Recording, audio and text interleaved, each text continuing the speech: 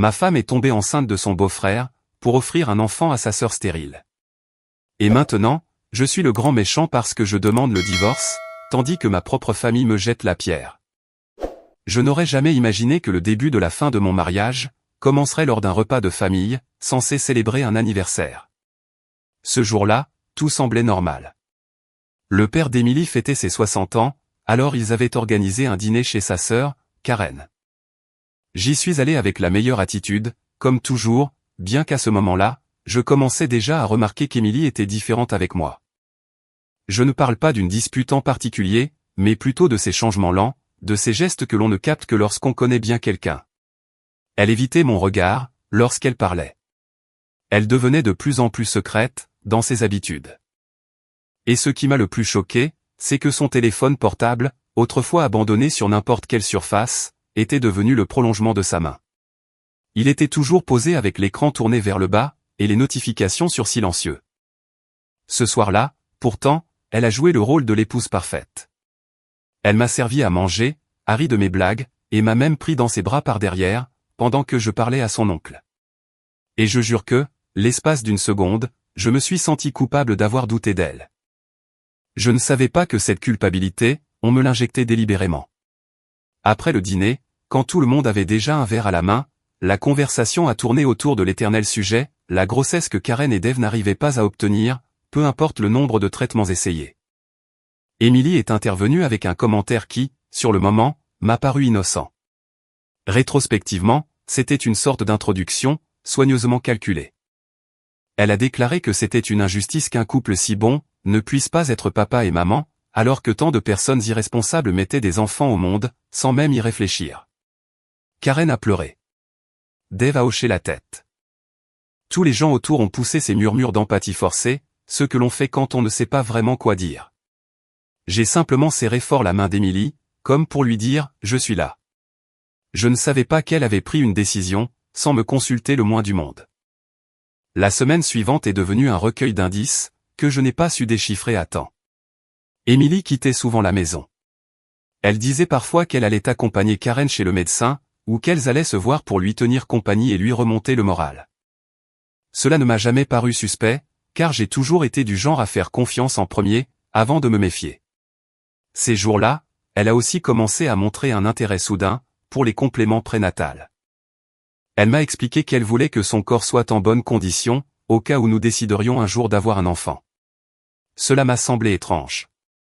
J'ai néanmoins supposé que c'était sa façon d'encourager sa sœur par l'exemple, ou quelque chose de ce genre. Quelle erreur. Un jour, je suis rentré du travail plus tôt. J'avais oublié des documents importants, et j'ai dû repasser avant son retour. Je ne suis pas du genre à fouiller dans les affaires des autres, mais son ordinateur portable était ouvert. Sur l'écran, il y avait un email qui disait « Calendrier de fertilité confirmé, selon votre dernière visite ». L'expéditeur n'était ni un médecin, ni un hôpital. C'était un compte Gmail, sans nom.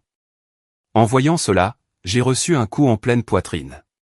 Par instinct, j'ai pris une photo. Ensuite, j'ai fouillé dans ses anciens emails. Et là, j'ai trouvé une chaîne complète de messages, entre elle et Adam, le petit frère de Dave, le beau-frère de Karen. Les mots étaient clairs. Ils n'avaient pas besoin d'interprétation. Ils parlaient de date, de la façon de dissimuler leur rencontre, de s'assurer que le bébé aurait des liens de sang avec les Jones. En d'autres termes, Émilie couchait avec Adam pour tomber enceinte, et ensuite donner ce bébé à Karen. Soi-disant, elle le faisait par amour, pour la famille, par pure générosité. Mais à aucun moment, dans toute cette chaîne de messages que j'ai lus en entier, elle ne m'a mentionné. Pas même une seule fois. Moi, son mari, je n'étais qu'une pièce rapportée, qui allait être utilisée pour dissimuler la vérité si nécessaire. Je l'ai confrontée le soir même. Il n'y a pas eu de cri au début. Juste un silence, comme si elle savait déjà que je le découvrirais tôt ou tard. Je lui ai demandé si c'était vrai, si elle était enceinte de l'enfant d'Adam. Sa réponse a été qu'elle n'en était pas encore sûre, mais que oui, ils avaient essayé. Elle m'a dit que c'était sa façon d'aider sa sœur. Que je devais comprendre que le sang ne fait pas toujours la famille, mais que parfois, c'est la seule chose qui reste quand tout le reste échoue. Elle était si calme, si convaincue qu'elle faisait le bon choix. L'espace d'une seconde, j'ai même douté de ma propre réaction. Elle m'a avoué qu'elle espérait que j'accepterais, et que je ne dirais rien jusqu'à ce que tout soit plus concret, car Karen n'était pas encore au courant de tout. Je lui ai demandé quel rôle je jouais dans tout cela. C'est là, avec un regard suppliant, qu'elle m'a lâché une bombe: j'ai besoin que tu signes en tant que père légal, pour qu'il n'y ait pas de problème. Toi et moi, nous resterons mariés, mais ce bébé sera pour elle. Elle a dit cela comme si elle me demandait de lui tendre un verre d'eau. Comme si ce qu'elle exigeait ne détruisait pas absolument tout ce que nous avions construit. C'est cette nuit-là que j'ai cessé de la voir comme la femme que j'avais épousée. J'ai commencé à la regarder comme une étrangère. J'ai dormi sur le canapé par habitude, car je n'avais pas la force de partir immédiatement. Mais le lendemain matin, avant même qu'elle ne se réveille, j'ai fait un sac, j'ai appelé un ami, et je suis parti. À partir de là, tout le reste s'est enchaîné. Les appels de la famille. Les messages de Karen avec une voix brisée, me suppliant de faire preuve de compréhension. Les tentatives d'Émilie pour me culpabiliser. Sans oublier les amis communs, qui me demandaient de ne pas réagir de manière si drastique. Ce que personne ne comprenait, c'est que je n'avais pas choisi cette situation. Ils m'avaient utilisé comme une façade, comme un nom sur un acte de naissance, comme un mensonge sur pattes. Et ce n'était pas le pire. Le pire, c'était que si je n'agissais pas vite, si je ne réfléchissais pas avec ma tête en laissant ma colère me contrôler, j'étais capable de finir comme le père légal d'un enfant qui n'était même pas le mien. C'était la partie qui me blessait le plus. Dans ce pays, si l'on n'y prend pas garde, le papier pèse plus lourd que la vérité. J'ai donc décidé de faire ce que j'avais à faire, même s'ils me désignaient comme le méchant. Car s'ils avaient déjà pris ma confiance, je n'allais, au moins, pas leur livrer ma dignité. Quelques semaines s'étaient écoulées depuis que j'avais quitté la maison, avec cette valise improvisée. Mon esprit était toujours en plein chaos. Je logeais dans l'appartement de Derek, un ami de toujours. C'était le seul qui ne me jugeait pas, et qui ne me demandait pas: es-tu sûr de ce que tu fais? Il m'a offert son canapé et un double des clés, sans exiger la moindre justification. Pendant ce temps, j'ai commencé à voir les choses plus clairement, surtout quand le choc initial s'est transformé en un profond épuisement émotionnel. Les premiers jours, Émilie m'a envoyé quelques messages. Le ton changeait à chaque tentative. Elle a commencé par « nous devons parler », comme si ce qui s'était passé pouvait être résolu par une simple discussion de couple. Ensuite, il y a eu les fameux « ne rend pas les choses plus difficiles pour tout le monde ». Puis, finalement, les pics déguisés en victimisation sont arrivés. Comme lorsqu'elle a écrit que, si je décidais de partir maintenant, je détruirais plus d'une vie. Ce qu'elle omettait de préciser, c'est que cette vie, la mienne, elle l'avait déjà brisée elle-même, sans me demander mon avis. En parallèle, la famille d'Émilie, qui, je l'avais toujours pensé, tenait à moi, a commencé à faire pression de son côté. Karen m'a contacté en premier. Elle m'a laissé un message audio, que j'ai écouté une dizaine de fois, tellement il me semblait aussi tordu que triste. Sa voix paraissait fatiguée, vaincue, comme si elle était sur le point de craquer, tout en essayant de maintenir un calme qui s'effritait déjà. Elle m'a dit qu'elle comprenait que tout cela avait été une décision difficile pour Émilie. Cependant, elle l'avait fait avec le cœur, et au bout du compte, elle ne faisait de mal à personne, car personne n'allait rien perdre. Elle a affirmé qu'elle et Dave avaient rêvé toute leur vie d'être parents, et qu'il n'était pas juste qu'ils ne puissent pas l'être biologiquement. Par conséquent, s'il y avait une opportunité pour que l'enfant fasse partie de la famille, par un canal alternatif, c'est ainsi qu'elle l'a formulé, elle ne voyait pas pourquoi elle devrait refuser. Puis, comme si cela ne suffisait pas, elle a terminé par quelque chose qui m'est resté en travers de la gorge: si tu n'apparais pas dans l'équation en tant que père, on va nous poser des questions, et cela affecterait l'enfant. Tu as toujours été si mature. J'espère que tu ne vas pas changer maintenant. Le pire, c'est qu'elle l'a dit avec tendresse. Comme si elle croyait vraiment que je devais accepter tout cela sans broncher, juste pour ne pas gâcher leur belle histoire. Mais je n'avais pas changé. Ce qui s'est passé, c'est que j'ai été arraché à un récit que je n'avais pas construit. Peu importe à quel point ils essayaient de déguiser cela en un noble sacrifice, je savais ce qu'il en était vraiment. Ce qu'ils avaient fait n'était rien d'autre qu'une trahison, orchestrée par des adultes fonctionnels, intimement persuadés que leur cause justifiait tout. J'ai donc décidé d'agir, et d'agir vite. Je ne pouvais pas laisser les mois passer et le bébé naître, pendant que la loi supposerait que, parce que nous étions mariés, j'étais le père par défaut. Car dans ce pays, quiconque ne bouge pas à temps, se retrouve piégé dans un processus, où la biologie compte bien moins qu'une signature. Et je n'allais pas leur offrir ce cadeau. J'ai contacté un avocat spécialisé en droit de la famille. Pas le type d'avocat classique que l'on trouve par recommandation, mais quelqu'un avec de l'expérience dans les cas où il faut prouver l'absence de consentement et la manipulation au sein d'un mariage. Je lui ai tout raconté, dans les moindres détails. Je n'ai absolument rien omis. Pas même le fait que j'étais resté silencieux pendant des semaines, parce qu'au fond de moi, j'avais encore du mal à accepter la réalité, la femme avec qui j'avais partagé ma vie, m'avait utilisé comme bouclier légal, pour couvrir une relation avec un autre homme. L'avocat a été très clair.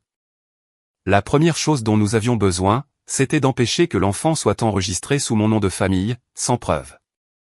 Pour cela, nous devions rassembler des éléments tangibles, démontrant non seulement que je n'étais pas au courant de la grossesse, mais qu'il y avait aussi une opposition active de ma part. La solution immédiate était d'envoyer une lettre d'intention de divorce, accompagnée d'une demande formelle de test de paternité, dès la naissance du bébé. Ce n'était pas encore une poursuite directe. C'était un premier pas, qui montrait clairement que je n'allais pas assumer la responsabilité de quelqu'un d'autre. La lettre a été envoyée avec accusé de réception, et une copie a été transmise à son avocat. 2 jours plus tard, Émilie m'a appelé en pleurs. Mais ce n'était plus avec la voix douce d'avant. Cette fois, c'était un mélange de frustration et d'indignation. Elle m'a dit qu'elle n'arrivait pas à croire que je l'expose ainsi. Selon elle, cela la faisait non seulement mal paraître devant sa famille, mais aussi devant ses amis et connaissances, car tout le monde pensait que nous attendions un enfant ensemble. Comment pouvais-je être si cruel, et rendre cela public maintenant? C'est à ce moment précis que j'ai compris. Ce qui la blessait le plus, ce n'était pas ce que j'avais fait, mais le fait que son masque tombait en ruine. Elle m'a lancé que ce n'était pas de l'amour de ma part, mais de l'ego purement blessé. Et pour la toute première fois, je n'ai rien ressenti. Ni douleur, ni colère, ni culpabilité. Juste une sorte de vide aride, comme si j'avais éteint un interrupteur à l'intérieur de moi. Cependant, cela ne voulait pas dire que j'allais rester les bras croisés. J'ai parlé avec un ami qui travaille comme détective privé. Je lui ai demandé de faire une surveillance, de manière non invasive. Rien d'illégal. Il s'agissait juste de documenter si Émilie avait des contacts réguliers avec Adam, s'ils se rendaient ensemble aux rendez-vous médicaux, ou s'il y avait quoi que ce soit, pour appuyer la théorie selon laquelle, tout cela avait été planifié avec malice. Et bien sûr, c'était le cas. En une semaine, j'ai obtenu des photos, des enregistrements ambiants, et même quelques captures d'écran. On les voyait entrer dans la même clinique, où Karen et Dave avaient suivi leur traitement. Je n'avais pas encore le puzzle complet, mais les pièces étaient déjà étalées sur la table. Pendant ce temps, je dormais toujours sur le canapé de Derek, et j'allais travailler comme si de rien n'était. Je ne pouvais montrer aucun signe de faiblesse. Il était déjà évident qu'Émilie et son cercle préparaient leur coup, me faisant passer pour le mari froid, l'homme qui a abandonné sa femme enceinte, l'insensible qui a refusé de participer à un bel acte d'amour. Je savais que tôt ou tard, tout cela se retournerait contre eux. Mais en attendant, je devais tenir bon, monter mon dossier, et planifier calmement chaque étape. Car si une chose était claire, c'est que ce n'était plus un simple divorce. C'était une véritable bataille de récits, et je n'allais certainement pas laisser les autres raconter le mien. Près de 4 mois s'étaient écoulés, depuis cette première lettre juridique. La grossesse d'Émilie était maintenant très visible. À ce stade, toute sa famille, ses amis, et même de lointaines connaissances, savaient que nous attendions un bébé. Je mets cela entre guillemets, car il n'y avait aucun moyen d'échapper à ce discours. Il m'avait effacé de l'équation émotionnelle, mais m'avait jalousement gardé au centre de l'histoire publique. Là où je voyais une trahison, ils affichaient une version complètement tordue, de la générosité familiale. Ils racontaient que j'étais l'homme, qui avait choisi d'offrir le plus beau des cadeaux à sa belle-sœur. Loin d'être un acte de bonté, c'est devenu un cauchemar, que j'ai dû démonter étape par étape. Je savais que je ne pouvais pas laisser le mensonge s'enraciner davantage. Une fois qu'une fausse image est bien établie devant tout le monde, l'inverser est 1000 fois plus difficile. J'ai donc décidé que, s'il voulait faire de cette grossesse une véritable campagne de relations publiques, alors j'allais transformer la vérité en une bombe. Et j'allais la lâcher au moment précis, où elle ferait le plus de dégâts. L'opportunité s'est présentée plus tôt que je ne l'imaginais. Émilie, profitant du fait que beaucoup de gens étaient déjà au courant de la grossesse, a organisé une baby shower surprise chez Karen. Elle a fait comme si l'idée venait des autres, et non d'elle-même. Je l'ai appris par l'un des cousins d'Emily, qui ne s'était pas encore rallié à cette mascarade, et qui avait beaucoup plus de bon sens que le reste de la famille. Il m'a envoyé un texto, presque comme pour me prévenir, et « Tu vas venir à la baby shower ? Parce que tu es indiqué comme hôte sur l'invitation. » J'ai dû relire cette phrase plusieurs fois pour y croire. Non seulement ils étaient prêts à maintenir le mensonge, mais ils m'utilisaient comme personnage principal, dans une histoire que je n'avais jamais écrite. Il y avait des photos de moi avec Emily sur l'invitation, prises bien avant toute cette débâcle. Tout était monté de toutes pièces, pour faire croire que nous attendions notre premier enfant, heureux, uni, radieux. Ce fut le point de rupture. Ce n'était plus seulement une trahison intime.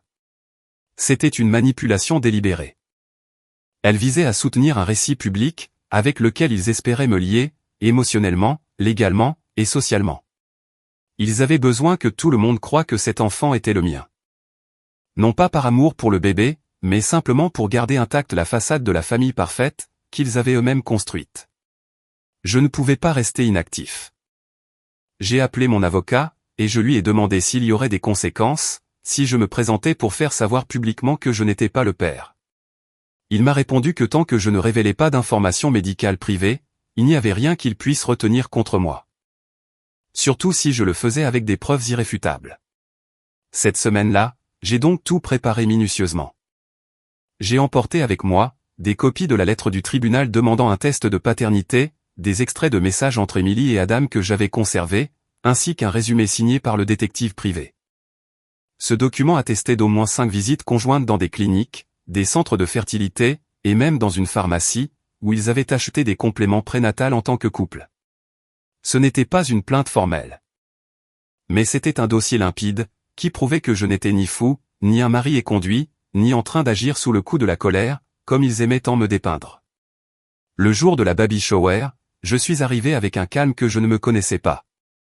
C'était comme si toute la colère, accumulée pendant des mois, s'était distillée pour devenir d'une froideur absolue. Ils m'ont accueilli avec des sourires crispés, comme s'ils ne savaient pas à quelle version de moi s'attendre. Emily était radieuse. Dans une robe blanche moulante qui mettait en valeur son ventre proéminent, elle souriait à chaque salutation, comme si le monde n'était pas sur le point de s'effondrer sur elle. Dès qu'elle m'a vu, son visage a changé pendant une fraction de seconde, mais elle a vite repris sa comédie. Elle s'est approchée de moi, m'a serré dans ses bras en public comme si de rien n'était, et m'a chuchoté à l'oreille, « S'il te plaît, ne gâche pas ce moment. » Je n'ai pas répondu. J'ai simplement marché vers la pièce principale. Il y avait déjà des décorations, des ballons, et des banderoles portant le prénom du bébé. Un prénom que je n'avais évidemment jamais choisi. Plusieurs personnes m'ont salué avec des phrases telles que « Quelle bénédiction, cela a changé votre vie » ou « Tu vas être un super papa ». J'ai tout encaissé en silence. Je n'ai répondu à aucune de ces remarques, j'ai juste hoché la tête. J'ai pris un verre de jus, et j'ai attendu que le moment le plus important de la journée commence, les discours. Comme on pouvait s'y attendre, Emily s'est tenue devant tout le monde. Avec un sourire longuement répété, elle a parlé du merveilleux cheminement pour devenir mère, des sacrifices, de l'attente, et des rêves partagés. Elle a déclaré que cela n'aurait pas été possible, sans l'amour de sa famille, et le soutien infaillible de son mari, qui a été à mes côtés à chaque étape, même dans les moments les plus difficiles. Et c'est là que mon tour de parler est arrivé. Tout le monde le réclamait. Même sa mère, qui m'a tendu le microphone, comme si elle offrait un hommage ultime pour sceller la farce. Mais ce n'est pas ce que j'ai fait. J'ai pris une grande inspiration, j'ai regardé chacun des participants dans les yeux, et j'ai parlé avec la plus brutale des clartés. J'ai commencé par dire que j'étais désolé d'interrompre ce qui, pour beaucoup, était une belle célébration. Mais que je ne pouvais plus continuer à participer à quelque chose, de totalement basé sur un mensonge. Que je comprenais que chacun avait sa propre version des faits, mais que la mienne n'avait jamais été entendue. J'allais donc la raconter, une bonne fois pour toutes, et sans aucune fioriture. J'ai expliqué que la grossesse qu'ils célébraient avec tant de joie, n'était pas le fruit d'un accord de couple. C'était une décision unilatérale prise par Emily. Elle avait délibérément cherché Adam, le jeune frère du beau-frère de sa sœur, pour concevoir volontairement, dans la seule intention de donner cet enfant à sa sœur Karen. J'ai ajouté que je n'avais jamais donné mon accord, que je l'avais découvert alors qu'il était déjà bien trop tard, et qu'à partir de ce jour-là, j'avais entamé une procédure judiciaire, pour me détacher d'une paternité qui ne me revenait pas. Enfin, j'ai conclu que s'ils étaient là pour célébrer un prétendu sacrifice familial, il était bon pour eux de savoir que ce n'était absolument pas le mien, car personne ne m'avait jamais posé la question.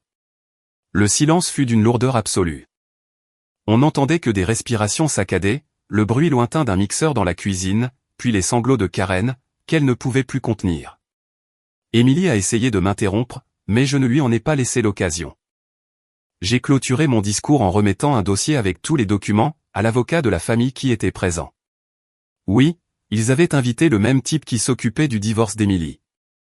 Je lui ai demandé de le lire calmement, puis de se demander intimement, s'il voulait vraiment continuer à représenter quelqu'un, capable de monter tout cela avec autant de cynisme.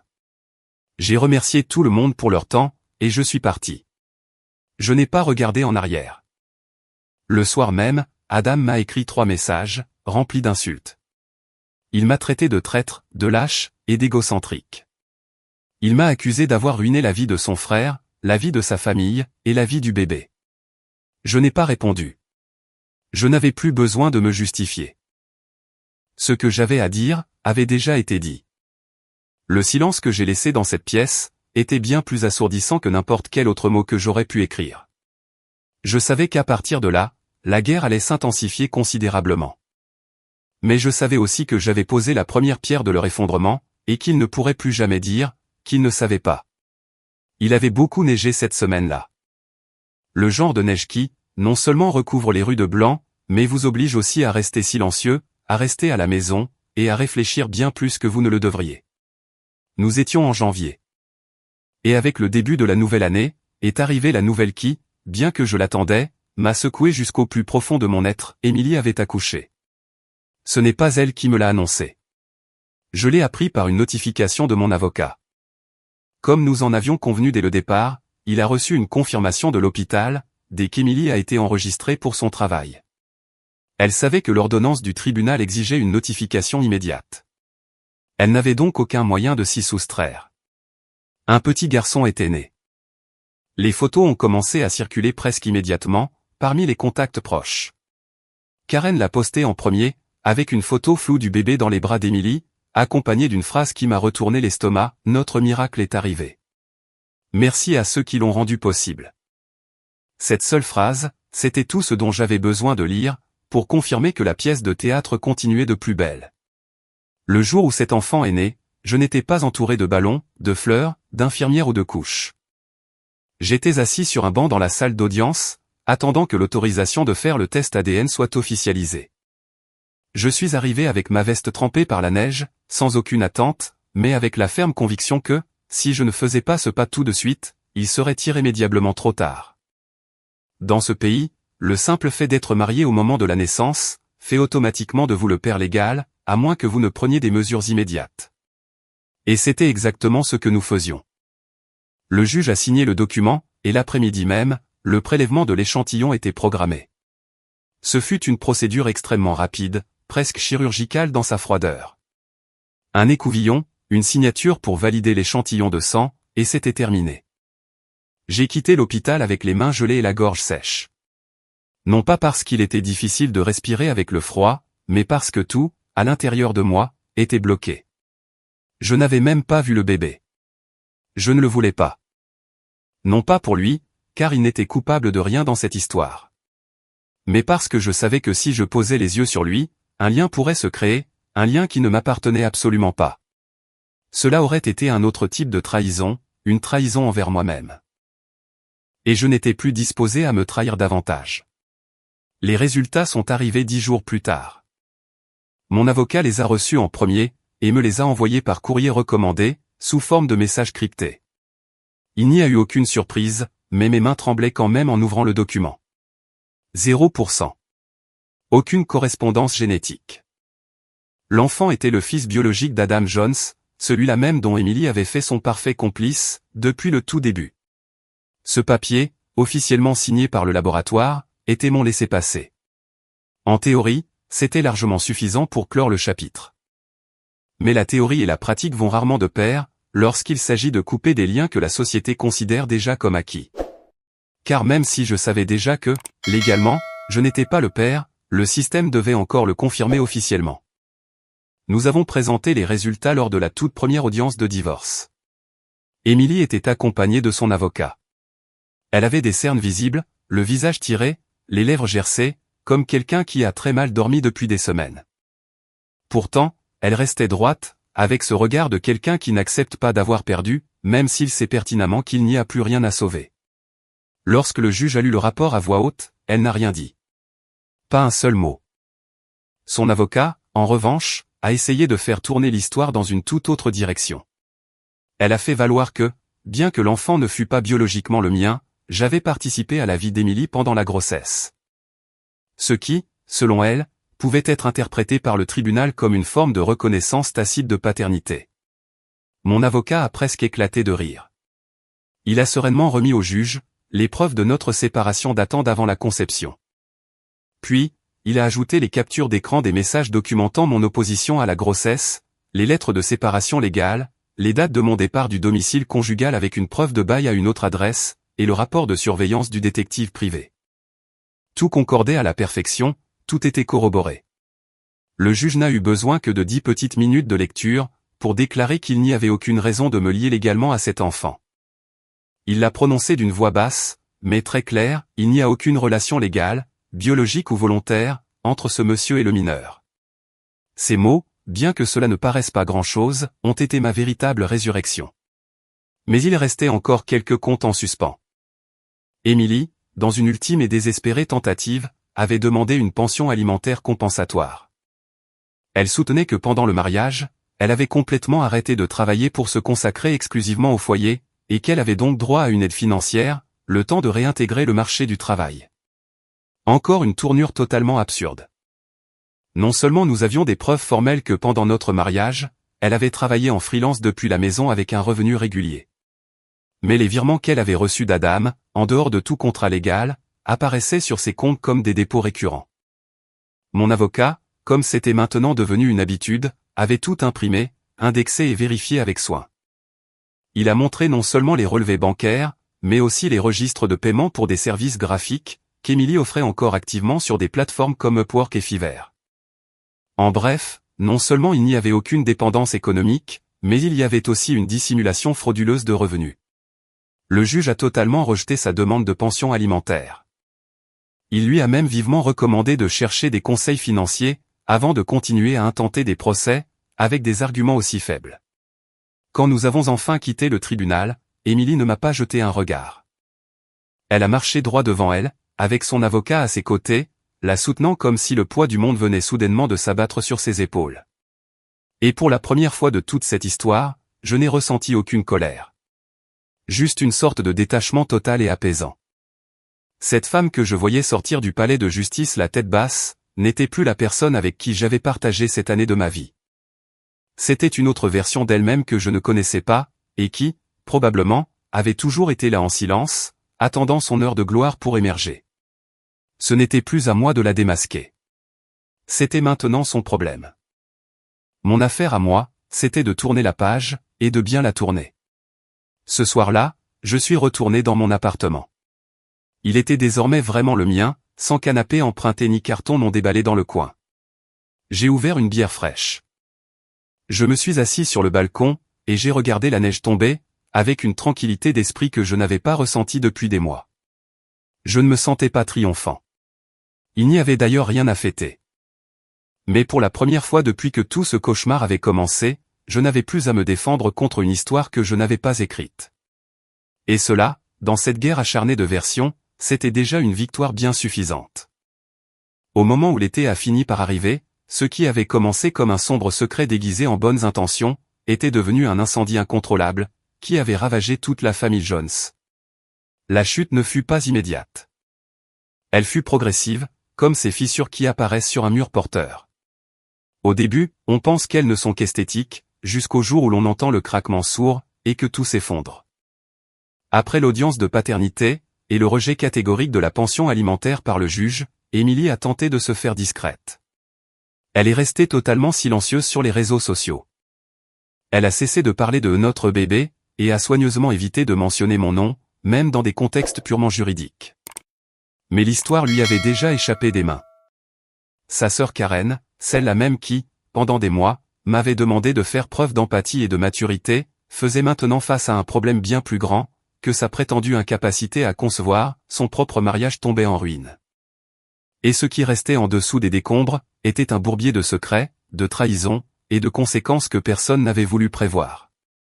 La première chose à voler en éclats, fut le contrat de mariage entre Karen et Dave. Apparemment, lorsqu'ils se sont mariés, Dave a insisté pour qu'ils signent un accord protégeant les biens communs en cas d'infidélité. C'était à la suggestion de son père, qui gérait alors une grande partie du patrimoine familial. À l'époque, cela ne posait pas de problème à Karen. Comme elle le disait si bien, c'est seulement pour les femmes infidèles, pas pour nous qui sommes différents. Mais il s'avère que le contrat incluait également une clause très spécifique. Celle-ci visait à protéger les ressources de l'entreprise familiale, si l'un d'eux commettait des actes, compromettant publiquement le nom de la famille ou celui de l'entreprise.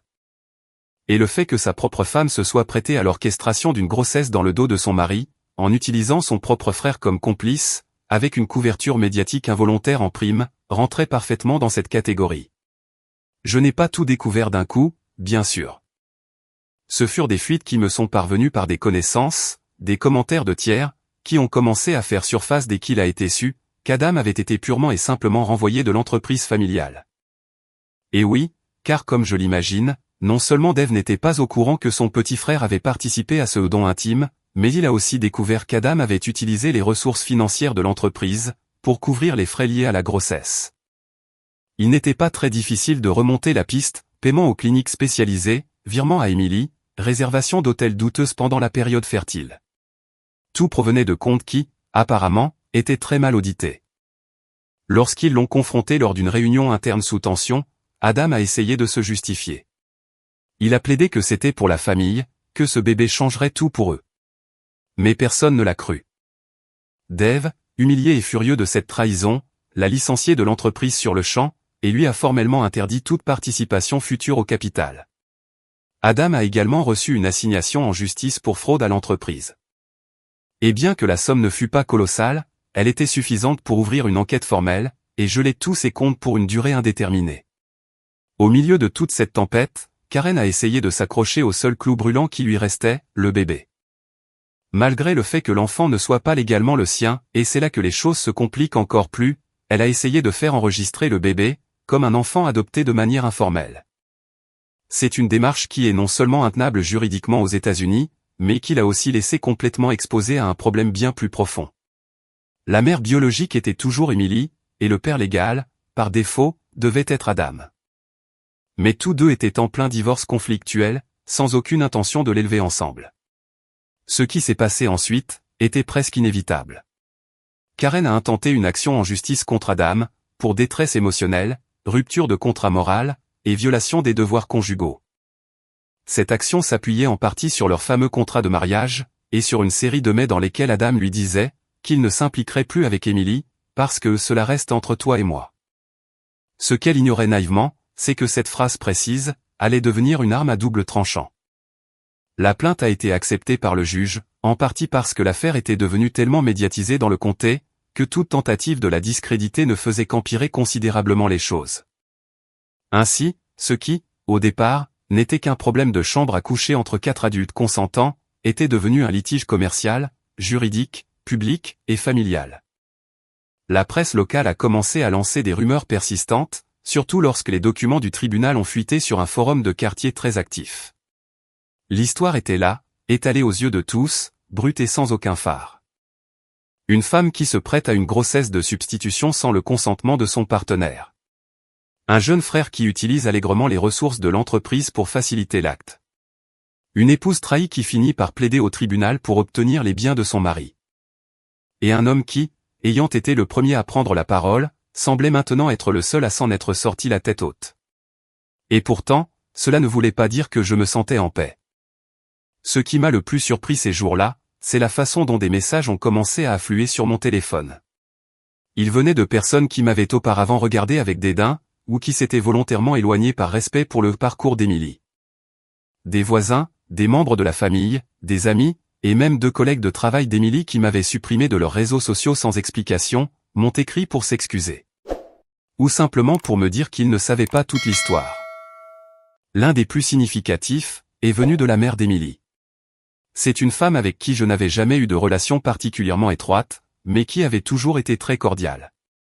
Elle m'a envoyé un court email, sans salutation fuyante ni excuses élaborées. Il disait simplement « Je suis désolé de la tournure qu'ont prise les événements. Nous n'aurions jamais dû supposer que tu étais le problème. J'espère que tu vas bien. » Je n'ai pas répondu. Non pas par rancune persistante, mais parce que je n'avais plus d'espace mental pour nettoyer les dégâts des autres.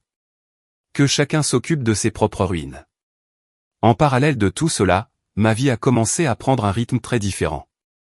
J'ai déménagé dans un petit appartement plus au nord de la ville, loin, très loin des cercles où tout cela s'était déroulé. J'ai commencé à travailler avec un menuisier indépendant, qui avait grandement besoin d'aide pour l'administration et la logistique. Ensemble, nous avons monté un atelier qui a grandi peu à peu. Ironiquement, pendant qu'il s'entre-déchirait au milieu des mensonges et des procès croisés, je commençais enfin à construire quelque chose de vrai. Et je n'avais besoin de personne pour le voir, pour me féliciter, ou pour me rappeler tout ce que j'avais perdu. Car ce que j'ai perdu, en réalité, c'était un poids mort que je portais depuis des années, sans même m'en rendre compte. Je n'ai pas revu Émilie en personne depuis notre dernière audience. D'après son profil sur les réseaux sociaux, elle vit chez ses parents, sans aucun emploi stable, avec le bébé. Et c'est peut-être la partie la plus triste de toute cette saga. Cet enfant est maintenant une sorte d'axe sans aucune direction, entouré d'adultes dysfonctionnels, qui n'arrivent toujours pas à se mettre d'accord sur qui doit l'élever, le soutenir financièrement, ou le reconnaître publiquement. La seule chose dont je suis absolument sûr, c'est que je n'ai rien à voir là-dedans. Et si quelqu'un me demande un jour pourquoi je suis parti, pourquoi je me suis autant désengagé, je lui montrerai la chaîne de conséquences désastreuses qui a suivi leur mensonge. Et je lui dirai très calmement, je ne suis pas parti. J'ai survécu. Un peu plus d'1 an s'était écoulé, depuis qu'Émilie m'avait regardé droit dans les yeux, pour me demander de signer en tant que père, d'un enfant qui n'était pas le mien. Comme si ce qu'elle me demandait, n'était qu'une simple formalité sans importance. La ville avait déjà changé de saison plusieurs fois depuis lors, et à chaque changement, je me sentais de moins en moins lié à tout ce que je considérais autrefois comme ma maison. Pendant ce temps, la vie a adopté un rythme lent mais merveilleusement régulier. Sans éclat, ni grande célébration. Juste avec ce doux sentiment de paix, qui se construit doucement sur des cicatrices bien guéries. Et bien que je n'ai jamais été du genre à raconter des histoires pour chercher à me venger, la vérité est que, si c'était une bataille, et c'en était une, je n'ai pas seulement survécu, j'ai gagné. Pas avec des coups bas ou des cris, mais en laissant simplement la vérité faire son travail. Car les vérités n'arrivent pas toujours de façon spectaculaire comme la foudre. Parfois, elles s'infiltrent lentement comme l'eau, qui ronge les fondations jusqu'à ce qu'il ne reste plus rien debout. La dernière fois que j'ai entendu parler d'Émilie, c'était par une source indirecte. Un de ses anciens collègues de travail, que je croisais parfois dans des salons locaux pour entrepreneurs, m'a écrit. C'était pour m'annoncer qu'elle avait postulé pour un poste à la mairie. Cependant, son historique juridique chaotique l'avait immédiatement exclu du processus. Ce n'était pas qu'elle avait un casier judiciaire, les choses n'étaient jamais allées aussi loin. Mais le procès en paternité, le rejet judiciaire, les documents rendus publics, et le contrôle fiscal ultérieur concernant les dépôts non déclarés d'Adam, l'avaient profondément marqué au fer rouge. Plus d'un dossier interne portait son nom, avec la mention claire de risque pour la réputation. C'était le mot exact, risque. Je suppose qu'il n'y a pas de pire condamnation, pour quelqu'un qui a construit un mensonge si parfait, que de réaliser que maintenant, absolument tout ce qu'elle touche est perçu comme suspect. Elle n'avait plus cette belle façade qui la protégeait. Elle ne pouvait plus utiliser mon nom de famille pour entretenir la farce. Karen, de son côté, ne s'en est pas sortie indemne non plus. Bien qu'elle ait réussi à faire reconnaître par le juge la violation du contrat de mariage, la procédure l'a tellement épuisée mentalement, que lorsqu'elle a finalement obtenu une compensation financière, Dave avait déjà officiellement demandé le divorce. Il avait même déménagé dans un autre état. J'ai entendu dire qu'il avait vendu la maison familiale, sans rien dire à Karen, jusqu'à ce que le panneau vendu apparaisse un matin devant le jardin. Il ne l'a laissé avec rien de plus, que ce que l'accord prénuptial exigeait. Ce qui semblait être l'apogée de son plan de vie, fonder une famille et élever un enfant avec son mari bien-aimé, a fini par être un rappel quotidien, cruel, de tout ce qui ne peut être forcé par simple caprice. L'enfant ne l'appelait pas maman, ne dormait pas avec elle, et ne mangeait pas dans sa main. Il avait une mère biologique et un père biologique, qui maintenant se toléraient à peine. Karen n'était qu'une spectatrice gênante, d'un scénario catastrophe qu'elle avait pourtant aidé à écrire. Adam a complètement disparu des radars pendant des mois. Aux dernières nouvelles, il vivait chez un cousin éloigné en Caroline du Nord, faisant de petits boulots d'entretien résidentiel, tout en essayant de régler ses lourds problèmes fiscaux. L'argent qu'il avait détourné de l'entreprise a été remboursé par son père. Ce dernier a dû vendre une partie de ses propres parts, pour éviter une enquête plus vaste. L'entreprise familiale, autrefois source de grande fierté, fonctionnait désormais sous une toute autre direction, et sous un autre nom. Le nom Jones, du moins dans leur secteur d'activité, est devenu tristement synonyme de chaos mal géré. Quant à l'enfant, le tribunal a finalement établi une garde partagée entre Emily et Adam, avec des visites strictement supervisées pour Karen. Cela a été fait à la demande d'Adam, qui a allégué qu'elle avait essayé de manipuler la maternité de son fils, avant même sa naissance. L'ironie glaçante de tout cela, c'est qu'aucun des adultes impliqués ne semblait vraiment vouloir assumer le rôle de père ou de mère. L'enfant était devenu un fardeau émotionnel et un rappel inconfortable pour tous. Et c'était bien ça, la partie la plus tragique de l'histoire. De mon côté, pendant ce temps, j'ai continué à construire mon avenir en silence. L'atelier que j'ai ouvert avec Marcus, le menuisier, a grandi bien plus que nous ne l'espérions. Nous avons reçu une belle proposition pour ouvrir un deuxième point de vente, et avec beaucoup d'efforts conjoints, nous avons réussi à inaugurer une petite boutique, dans le quartier commerçant de Westwood. Je me sentais enfin utile, concentré, totalement libre. Et puis, j'ai rencontré quelqu'un. Ce n'était ni immédiat, ni intentionnel. Nous nous sommes croisés lors d'un salon d'entrepreneurs, où elle tenait un joli stand de céramique faite à la main. Elle s'appelait Rachel. Je ne lui ai pas raconté mon histoire tout de suite. Je lui ai juste dit que je venais de clore un chapitre difficile de ma vie. Elle n'en a pas demandé plus. On voyait bien, dans son regard, qu'elle aussi avait traversé ses propres épreuves. Notre relation s'est développée doucement, sans attente démesurée, sans aucune urgence. Avec elle, j'ai découvert que l'amour n'a pas besoin de blesser ou de faire du bruit, pour être vrai. Avec le temps, Rachel et moi avons décidé d'emménager ensemble. Nous avons choisi une petite maison en périphérie, où le silence n'est pas un signe de tension, mais un signe de paix. Là, entre le bois sculpté et les tasses de café artisanales, j'ai ressenti à nouveau que j'avais une vie bien à moi. Une vie où je n'étais pas relégué au rôle de personnage secondaire, dans la folle histoire des autres. J'ai commencé une thérapie. Non pas parce que je me sentais brisé, mais parce que je voulais sincèrement comprendre pourquoi j'avais toléré tant de choses, avant de réussir à fixer des limites. J'ai appris à nommer les choses de façon claire, manipulation émotionnelle, gaslighting, sacrifice unilatéral.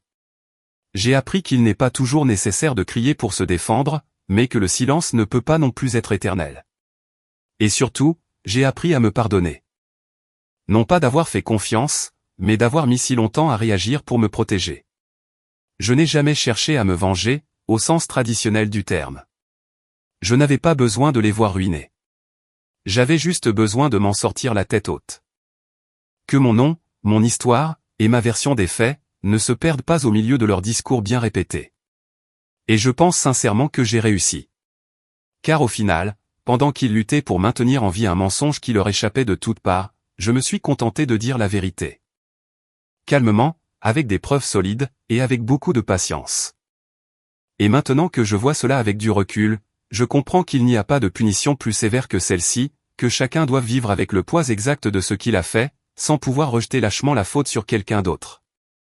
Emily m'a dépeint comme le grand méchant, pour ne pas avoir voulu être le père d'un enfant qui n'était pas le mien.